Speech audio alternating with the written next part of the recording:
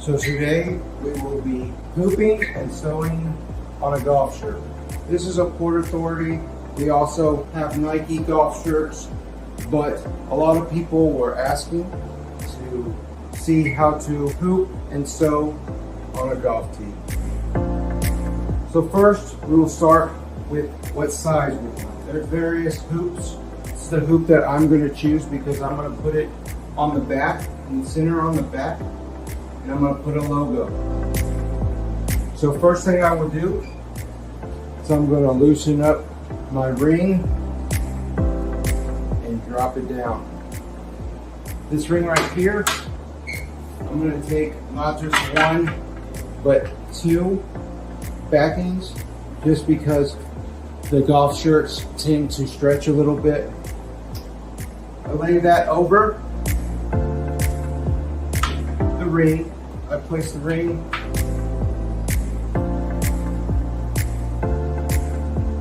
inside of my t-shirt.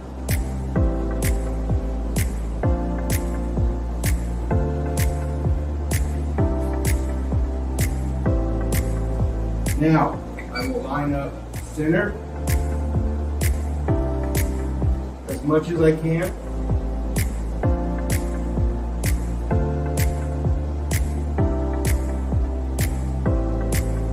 With my backing laid over it.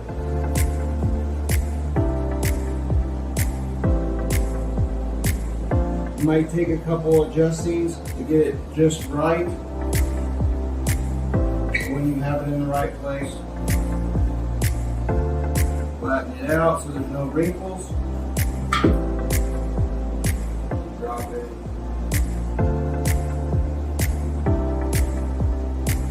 Your other side of your hoop.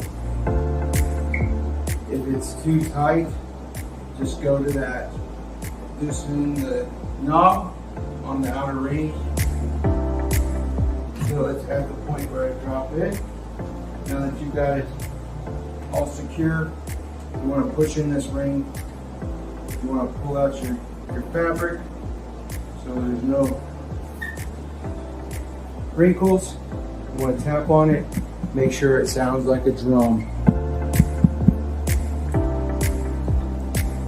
Now with these, a lot of times they will want to use solving. So as we go along, we're going to sew, and I'm going to put solving on top of it so that you can see us sew with solving. Now that you have your golf shirt hooped up, you make sure that the backing is hooped up as well. From here, we're going to put on solving. This solving is real thin, it's washable. What it does is it goes on top of your fabric and is sewed on top. What it does is it gives it extra structure, extra foundation for it to sew. Just as these golf shirts are a little stretchy so that they can be breathable, this will give it that extra structure to make sure it sews good. So now that I've laid the solving over my design area, you can hoop it as well if you have big enough hoop and big enough solving. You can go ahead and hoop it on top of the fabric. But right now, I'm just doing the lay on top. So now I'm going to place my hoop in my machine. And I'm going to make sure that that solving goes underneath the needle and over your sewing area. Make sure there ain't too many air bubbles in it. Now you're going to pick a design, go through the process, pick your design. Now you're going to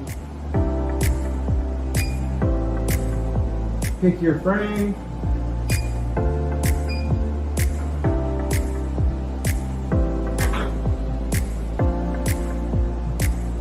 And now that I have picked my frame, I can now sew my design.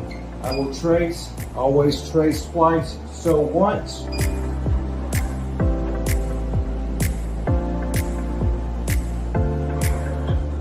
So very good.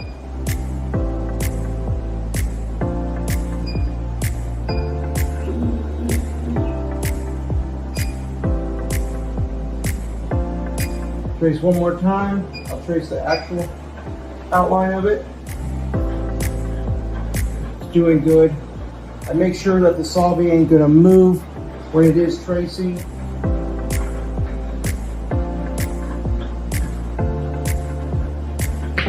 It moved a little bit, so what I'll do, I'll just move it back. Now that we have that verified, we can push start. And it will start sewing over the solvay.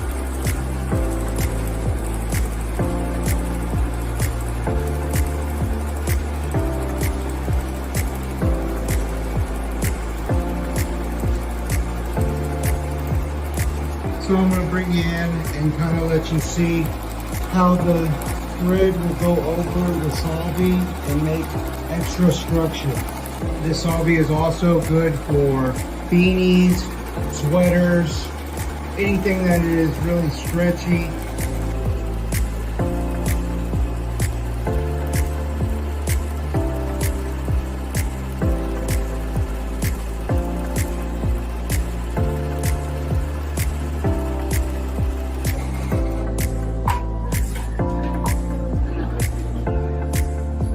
Now that your pattern has been completed, you will pull out the hoop, check your design with the solvay. It will just pull loose around the outside, and then anything that is left out or inside of it will wash away in wash. If you look at the back, it went nicely into the back and had enough structure. So if you're trying to do a golf tee, I recommend doing a thick layer of backing and a little bit of solvay. Thank you.